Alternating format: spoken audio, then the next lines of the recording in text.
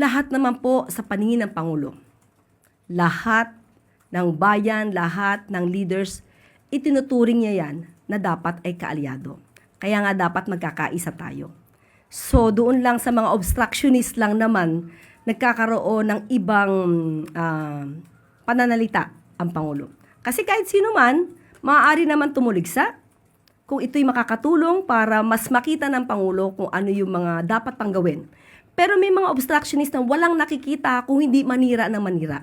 So kung sino man po, kung ano man ang kulay ninyo, hindi po kayo tuturing ng Pangulo na kalaban. Lahat po kayo kaalyado.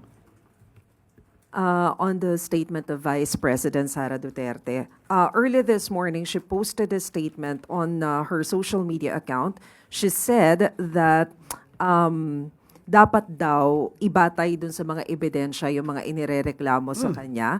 Prove it with evidence, not insults, speculation, and political theatrics. What do you think about this statement? Gaano ba kabigat sa tingin po ninyo yung mga ebidensyang inilalatag sa kanya sa impeachment court?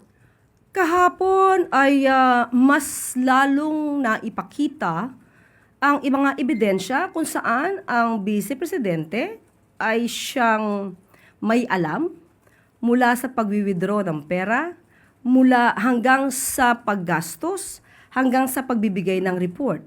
So lahat ng activities patungkol dito sa confidential funds ay inamin mismo ng kanyang tauhan sa katauhan po ni Mr. Limuel Ortonio na lahat ng ito ay alam ng Vice Presidente. So ito naman po ay nagpapakita ng ebidensya, hindi lang mga ad hominem na mga pananalita.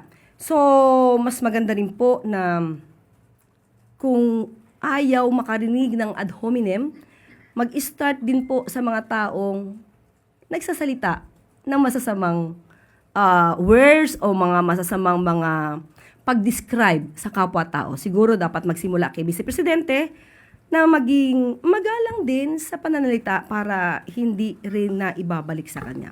Pero ang palasyo at ang Pangulo, hindi po tinotolerate ang mga salitang mapanira at mga ad hominem.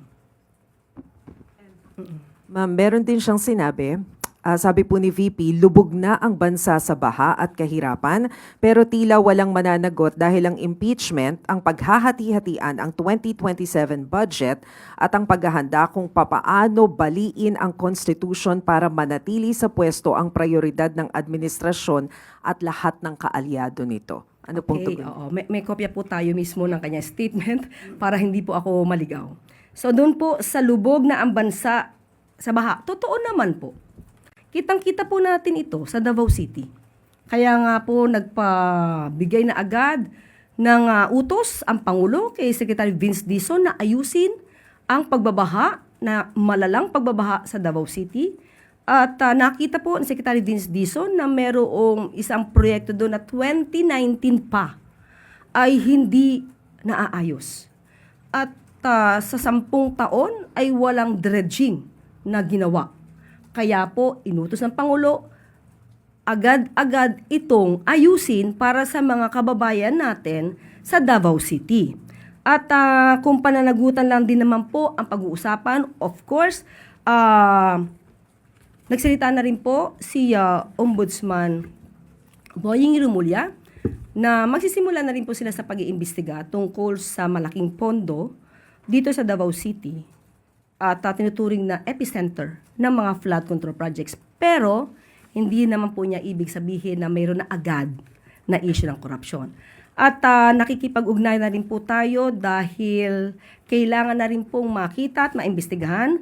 Aking ipapakita ang report dated May 30, 2022 kung saan as of March 2022 ay mayroong 13,917 flood control projects na kumpleto sa panahon ni dating Pangulong Duterte. So dapat po talaga itong makita at nakikipag-ugnayan din po tayo sa DPWH na dapat natin malaman kung ito ba ay numero lamang o totoong mga nag-i-exist. Kasi napakalaking bagay kung ito lahat ay maayos, nagawa ng maayos, kumpleto, dahil makakatulong ito sa problema ng baha. So kung meron dapat managot dito sa mga proyektong ito, dahil inamin naman ni dating Pangulong Duterte na merong ghost projects, sa panahon niya? Dapat din natin malaman kasi para mabigay po natin ang kahilingan ng Vice Presidente na managot ang dapat na managot. Patungkol sa paghahati-hatian ng 2027 budget, mas maganda pong tutukan niya po ito, lalo-lalo na pagka may BICAM conference. At ang paghahanda kung papaano baliin ang konstitusyon. Sa ngayon po, ang impeachment proceedings ay naaayon sa konstitusyon at ito ay parte ng probisyon ng saligang batas upang mapanagot ang dapat na managot. Kung may kasalanan, dapat na mahatulan. At makikita po natin kahapon, kung pag-uusapan po natin ay ang pagbali ng konstitusyon, nakita mismo at inamin ng witness na mula sa OVP na si Mr. Limwell na mayroon siyang inabonohang 150,000 pesos na ginamit pa para sa di umanong proyekto na kasama sa plano regarding the confidential funds. So, may 125 million pesos na hindi pa nakontento at kumuha pa ng additional 150,000 pesos mula di umano kay Limwell or Tonyo. Ito po ay labag sa rules. At pati po yung pagbigay or paggamit ng mga cash or nagkaroon ng cash advancement payments para sa mga obligations incurred o mga obligasyon na nagawa bago pa man ma-receive or ma-withdraw ang confidential funds, ito po ay labag din sa rules. So siguro mas maganda sa ating Vice Presidente na aralin niya po lahat para hindi bumalik sa kanya yung mga ibinibintang niya sa administrasyon. Kasi mas mainam na mas malinis po niya at mapatunayan na ang kanyang opisina ay walang ginawang anumang anomalya. Follow-up question mula kay Ivan Mayrina, GMA7. Ma'am, nagkaroon ng diskusyon kahapon sa paggamit ng mga salitang scam at mastermind. Would you use the same words to characterize how the Vice President handled her confidential funds? Ang salitang mastermind, definitely, it's a general term. Maaari mo magamit. Pero kung ipapatungkol mo ito sa particular na tao, hindi siya magandang gamitin. Hindi siya magandang gamitin para maipahatid mo yung mensahe mo doon sa taong inaakusahan mo. So, for me as a lawyer, hindi dapat gamitin. Pero you can use that in some other ways nang wala kang pinapatamaang in particular na tao. Kasi ako, gagamitin ko rin naman yung salitang sindikato, mastermind, pero not particularly sa isang tao. And the word scam. Word scam. Okay.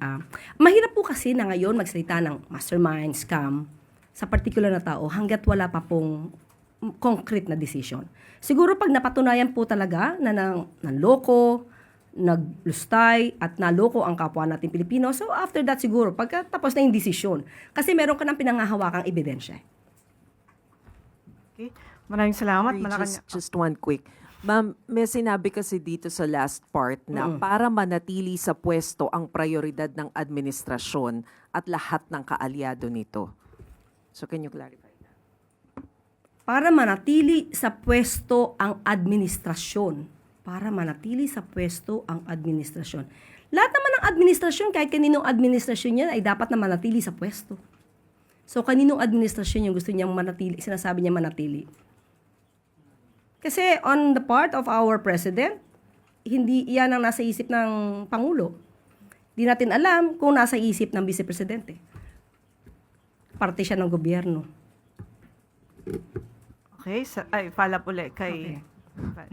Ma'am, napansin ko lang na gamit nyo ulit na halimbawa sa pagpapahaliwanag ng LGSF si Naga City Mayor Leni Robredo. Kasi po siya yung nakita nating na-interview na naging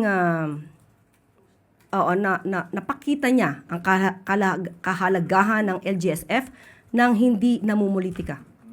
So itinuturing po ba ng Pangulo na ngayon ay isang kaalyado si Mayor Lenny? Lahat naman po sa paningin ng Pangulo. Lahat ng bayan, lahat ng leaders, itinuturing niya yan na dapat ay kaalyado. Kaya nga dapat magkakaisa tayo. So doon lang sa mga obstructionist lang naman, nagkakaroon ng ibang pananalita ang Pangulo. Kasi kahit sino man, maaari naman tumuligsa kung ito'y makakatulong para mas makita ng Pangulo kung ano yung mga dapat pang gawin. Pero may mga obstructionist na walang nakikita kung hindi manira ng manira. So kung sino man po, kung ano man ang kulay ninyo, hindi po kayo tuturing ng Pangulo na kalaban. Lahat po kayo kaalyado.